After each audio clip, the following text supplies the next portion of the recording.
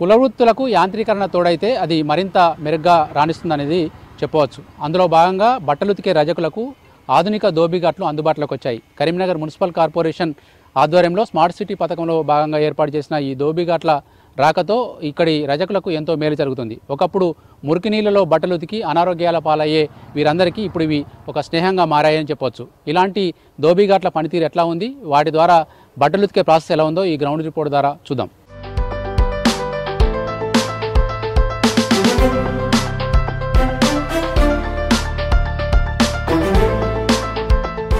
మనం ధరించే దుస్తులు ఎంత శుభ్రంగా ఉంటే మనిషి అంత ఆకర్షణీయంగా అందంగా కనిపిస్తాడు. బట్టలు శుభ్రంగా ఉండడంతో పాటు వాటిని ఐరన్ చేసి రంగు విరవకుండా ఉండడం కూడా చాలా కీలకం. అట్లాంటి పనులు చేసే దోబిఘాట్లు మన కరీంనగర్లో ఇప్పుడు ఆధునికతను సంతరించుకున్నాయి. ఇప్పుడు మన present Karimnagar municipal corporation smart city పథకం కింద ఏర్పాటు చేసిన దోబిఘాట్ ఆవరణలోకి వచ్చినాం. ఇక్కడ యంత్రాలు ఉన్నాయి. ఆ యంత్రాల పనితీరుని ఇక్కడ ఒక పిక్చరైజేషన్ రూపంలో ఇక్కడ మనకు చాలా నీట్గా చూపెట్టారు. ఫస్ట్ ఈ బొమ్మ అర్థం చేసుకుంటే మిషన్ ఎట్లా పనిచేస్తాయని మనం చూడవచ్చు. మనకు వాషింగ్ మిషన్, తర్వాత హైడ్రో ఎక్స్టార్టరు, తర్వాత టంబుల్ డ్రైవరు, తర్వాత శారీ రోలింగు, తర్వాత వ్యాక్యూమ్ ఐరనింగు, ఇట్లా రకరకాల దశల్లో ఇక్కడ బట్టలు శుభ్రం చేయబోతున్నారు, వాటిని మడతపెట్టబోతున్నారు. చివరిగా వాటిని క్లోత్స్ రెడీ ఫర్ డిస్పాచ్. అది ఒకే బొమ్మలో ఈ మొత్తం ఆధునిక అధునాతన యంత్రాలతో కూడిన దోబిఘాట్ పనితీరుని ఇక్కడ వివరిస్తూ మనకి ఇచ్చారు. ఉదయం నుంచి సాయంత్రం దాకా శ్రమించే రజకులు ఈ వృత్తిని వదిలేసి బయటికి వెళ్ళిపోయారు. కానీ అట్లాంటి వృత్తికి గౌరవప్రదమైన హోదా తెచ్చేందుకు తెచ్చిన యంత్రాలదే ఇది ఆధునిక దోబిఘాట్. ఇక్కడ చాలా కాస్ట్లీ పరికరాలు, మొత్తం దాదాపు 2.5 కోట్లతో ఈ భవనం కట్టించడంతో పాటు 50 లక్షల పైచిలుకుతోటి ఇక్కడ యంత్రాలు ఏర్పాటు చేశారు. ఇక్కడ రకరకాల ఇప్పుడు మనం ఈ పిక్చర్లో చూసిన యంత్రాలన్నీ కూడా ఇక్కడ మనకు వరుసగా ఉన్నాయి. ఆ యంత్రాల పనితీరు ఎట్లా ఉంది.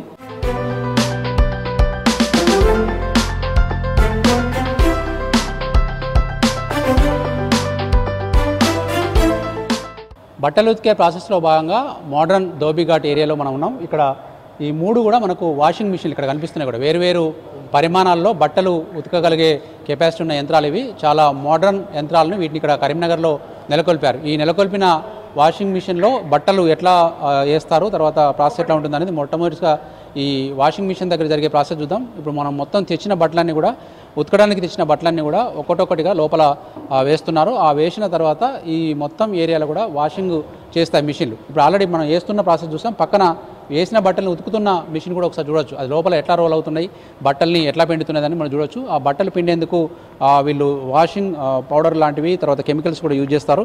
దాని ద్వారా లోపల ఉన్న వాషింగ్ మిషన్ అంతా కూడా ఆ బట్టల్ని చాలా నీట్గా శుభ్రపరిచి మళ్ళీ అందిస్తుంది. దీని తర్వాత ఇంకా వేరువేరు దశల్లో కూడా బట్టలు ఉతికే ప్రాసెస్ కనిపిస్తూ ఉంటుంది. శ్రీనివాస్ గారు మనతో పాటున్నారు. అన్న, ఇప్పుడు మనకు ఈ దోబిఘాట్లు అందుబాటులోకి వచ్చిన తర్వాత ఇక్కడ జరుగుతున్న ప్రాసెస్ ఏంది, ఎన్ని బట్టలు ఉతకగలరు రోజు? మా దగ్గర ఉన్న మిషన్స్ ఒక 4 అంచెలుగా చేయాల్సి ఉంటుంది. మొట్టమొదటిసారి ఈ పెద్ద మిషన్లో ఉన్నటువంటి క్లాత్ ఏదైతే ఉందో మేము ఫస్ట్ మాకు రాగానే ఆ యొక్క క్లాత్లో ఇందులో వేస్తాము. వేసిన తర్వాత మా దగ్గర ఉన్న కెమికల్స్ ఏవైతే ఉన్నాయో అవి వేసి వాష్ చేస్తాము. అవి వాష్ అయిన తర్వాత మళ్ళీ సెకండ్ హైడ్రో అని మళ్ళీ వేరే మిషన్స్ ఉంటాయి. ఆ మిషన్లోకి తీసుకుపోయిన తర్వాత వాటిని మామూలుగా పొడి అయ్యేటట్టుగా అవి కంప్లీట్ పిండేస్తాయి అన్నమాట. పిండిన తర్వాత పక్కపండి ఇంకొకటి వేరే ఉన్నాయి, ఇంకా వేరే డ్రైయర్స్ అని ఉన్నాయి. వీటితో మొత్తం టోటల్గా ఎండిపోతాయి బట్ట. ఇప్పుడు ఈ మిషన్లు ఎన్ని బట్టలు వేయచ్చు ఒక్కొక్క మిషన్? ఈ యొక్క పెద్ద మిషన్లో 60 కిలోల క్లాత్స్, అంటే పొడి బట్ట 60 కిలోలు వేయచ్చు. అట్లా ఈ 2 చిన్న మిషన్లలో 30 కిలోలు వేయచ్చు. మొత్తం 60 + 60 120 కిలోలు ఒకటే ఎట్ టైం తీసేయచ్చు. ఒక అరగంట లోపల కంప్లీట్ వాష్ అయిపోతుంది ఇక టోటల్గా. 120 కిలోలు అంటే మనం వేసుకునే షర్టు ప్యాంట్ అనుకోండి. ఎన్ని డ్రెస్సులు ఉతకచ్చు? దాదాపుగా 100 డ్రెస్సులు ఉతకచ్చు ఒకేసారి. ఈ పెద్ద మిషన్లో 100 డ్రెస్సులు, 100 ప్యాంట్లు, 100 షర్ట్లు వేయచ్చు. ఇందులో అలా 50 ప్యాంట్లు, 50 షర్ట్లు వేయచ్చు. 200 డ్రెస్సులు ఉతకచ్చు. 200 డ్రెస్సులు ఒక మనకు అరగంట 30 గంటలు కంప్లీట్ అయిపోతాయి. వాష్ అయిపోయి బయటకు వచ్చేస్తాయి. బయటకు వచ్చేసినాక మేము మళ్ళీ వేరే ప్రాసెస్ ఉంది కదా, ఆ ప్రాసెస్ చేసేసి కంప్లీట్ డ్రై అయిపోయినాక బట్టలు తీసేస్తాం. పెద్ద సైజ్ బెడ్షీట్లు కానీ చెద్దర్లు కానీ అయితే ఎన్ని ఉతకచ్చు? ఇందులో ఒక్కొక్కటి మామూలుగా అంటే మాకు హాస్పిటల్ ఉంటాయి, పల్సటి అవి అయితే దాదాపుగా 100 ఇస్తాం. కొంచెం దొడ్డు మన ఇంట్లో కప్పుకునేటివి సోలాపూర్ చెద్దర్లు అట్లాంటివి అయితేనేమో 60-70 వేస్తాం ఇందులో పెద్ద మిషన్లో.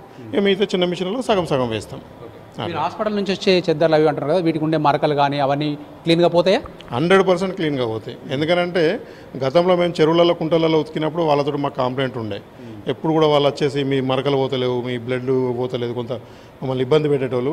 ఇప్పుడు ఈ మిషన్లో వచ్చిన తర్వాత మాన్యువల్గా మాకు చేసేది శ్రమ తక్కువ కాబట్టి మిషన్ ఒక 5 నిమిషాలు పెడితే ఇంకొక 5 నిమిషాలు ఎక్కువ పెడితే సరిపోతుంది. టోటల్గా ఏ మరక ఉన్నా వెళ్ళిపోతుంది. మాకు దానికి తగ్గట్టుగా మేము కెమికల్ కూడా వాడతాం.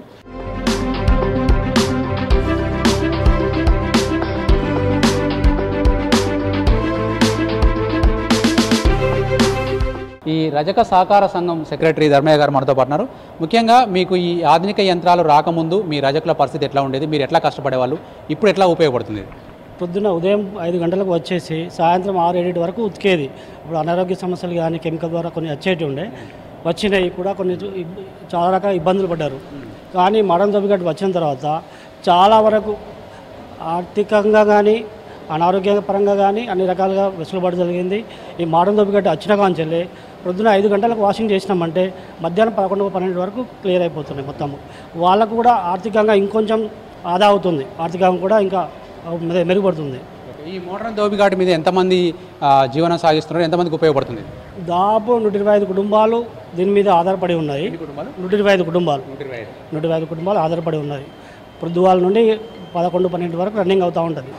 వాళ్ళ హాస్పిటల్స్ కానీ, లాడ్జెస్ కానీ, ఫామ్ హౌస్ కానీ, హాస్పిటల్స్ కానీ ప్రతి బట్ట వాషింగ్ చేసేస్తుంది. ఒకప్పుడు రజక వృత్తి అంటే చాలా నామోసి, అంటే ఇప్పుడున్న తరం కొద్దిగా నామోసిగా ఫీల్ అవుతూ ఉంటారు. ఎందుకంటే మేము చదువుకున్న వాళ్ళము, తర్వాత మేము పని చేయాలంటే బట్టలు ఉతకాలంటే మురికి ఉంటుంది, అనారోగ్యం గురవుతుందని ఫీలింగ్ ఉండేది. ఇప్పుడు ఈ యంత్రాలు మీ నేటి తరానికి కావచ్చు, కొత్త తరానికి కావచ్చు ఎట్లా ఉపయోగపడతాయి?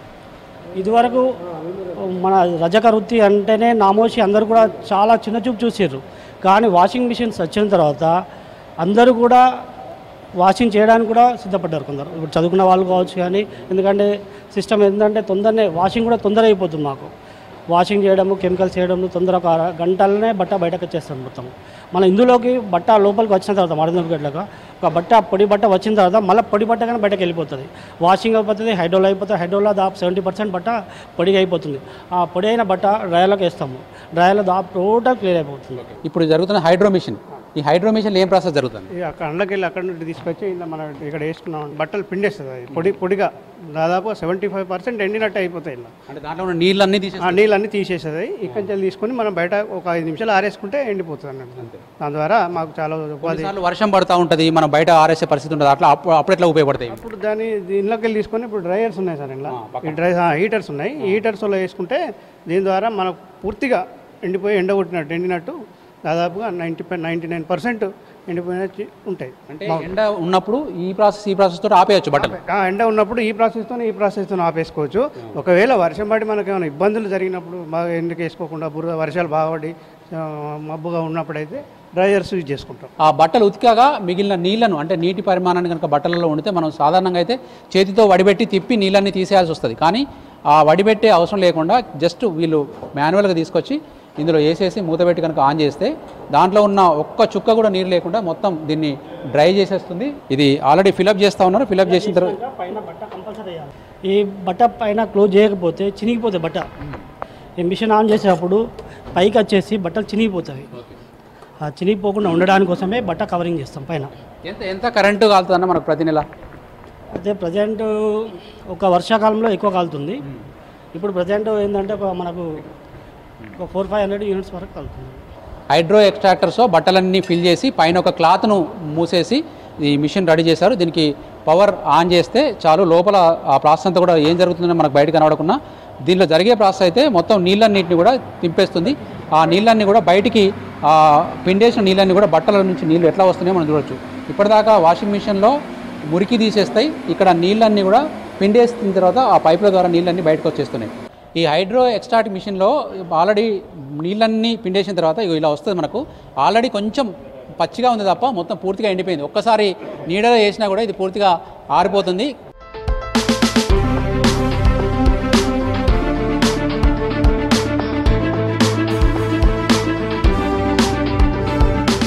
బట్టలు ఉతికిన తర్వాత పూర్తిగా ఆరబెట్టేందుకు ప్రత్యేక మిషన్లు కూడా ఇక్కడ ఏర్పాటు చేశారు. ఇక్కడ చూడవచ్చు మనకు ఇండస్ట్రియల్ టంబుల్ డ్రైయర్ అనే పేరుతో ఇక్కడ 2 యంత్రాలు ఉన్నాయి.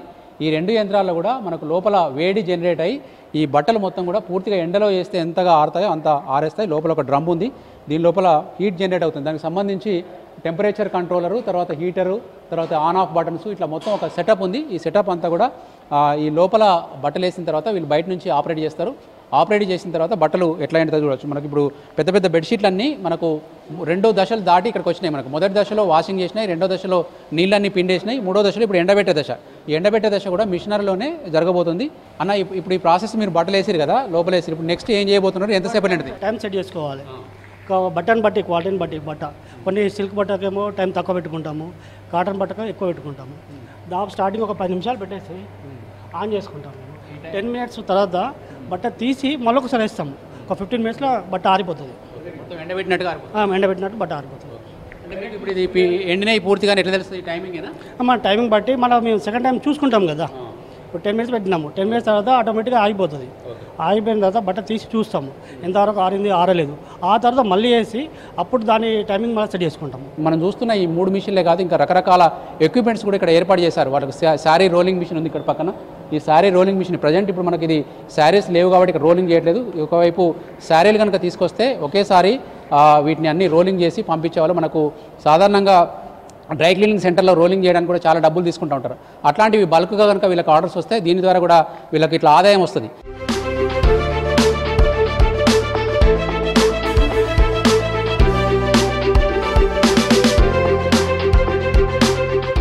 మిషనరీతో కూడిన దోబిఘాట్లు అందుబాటులోకి రావడంతో ఇప్పుడు రజకుల వృత్తి చాలా ఈజీ అయింది. ఒకప్పుడు చాకిరేవి బండ దగ్గర ఉదయం నుంచి సాయంత్రం దాకా పనిచేసే ఈ రజకులంతా కూడా ఇప్పుడు ఈ దోబిఘాట్లతో చాలా ఖుషి అవుతూ ఉన్నారు. చూడొచ్చు, మనకు దోబిఘాట్ యంత్రాల ద్వారా పిండిన బట్టలని కూడా చాలా తెల్లగా మారిపోయి ఇక్కడ ఆరేశారు. ఒకప్పుడు ఎట్లా ఉండేది, ఇప్పుడు ఎట్లా ఉంది? ఒకప్పుడు చాలా ఘోరమైన పరిస్థితి, చాకలి పని అంటేనే చాలా దారుణమైన పరిస్థితి.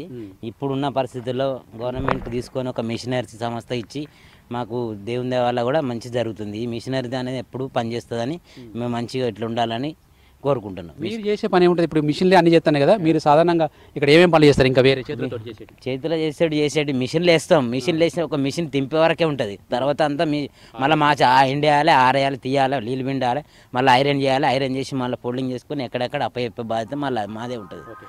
మనకు మాన్యువల్గా ఒకప్పటిలాగా చేస్తే ఒక రోజు ఎన్ని బట్టలు ఉతకచ్చు, ఇప్పుడు ఇట్లా చేస్తే ఎన్ని ఉతకచ్చు? అప్పుడు ఎంత చేసినా అప్పుడు 800-900 రూపాయలు బట్టలు చేసేది. ఇప్పుడు 1500 2000 మిషనరీతో 1500-2000 తోటి బతకగలుగుతున్నాం. మీకు ఎంతమందికి ఉపయోగపడుతుంది ఇప్పుడు ఈ దోబిఘాట్? ఇప్పుడు ఇంచుమించు 40 కుటుంబాలకు ఉపయోగపడుతుంది. ఇక్కడ 40-45 కుటుంబాలకు ఉపయోగపడుతుంది. ఆధునిక దోబిఘాట్లు రజక వృత్తికి గౌరవాన్ని తెచ్చిపెట్టాయి. అంతేకాదు వాతావరణ కాలుష్యాన్ని, నీటి కాలుష్యాన్ని తగ్గించేశాయి. ఇట్లాంటి దోబిఘాట్లు నగరాల్లోతో పాటు చిన్న చిన్న గ్రామాల్లో కూడా రావాల్సిన అవసరం ఎంతైనా ఉంది. కరీంనగర్ స్మార్ట్ సిటీ కాబట్టి ఇక్కడ వచ్చిన ఈ దోబిఘాట్లు అనేక కుటుంబాలకు బాసటగా నిలుస్తున్నాయి. ఇట్లాంటి వాటిని ప్రభుత్వం కూడా మరింత ప్రోత్సహించాల్సిన అవసరం అయితే కనిపిస్తూ ఉంది. కెమెరామెన్ కవికుమార్తో వెంకటేష్, V6 న్యూస్, కరీంనగర్ నుంచి.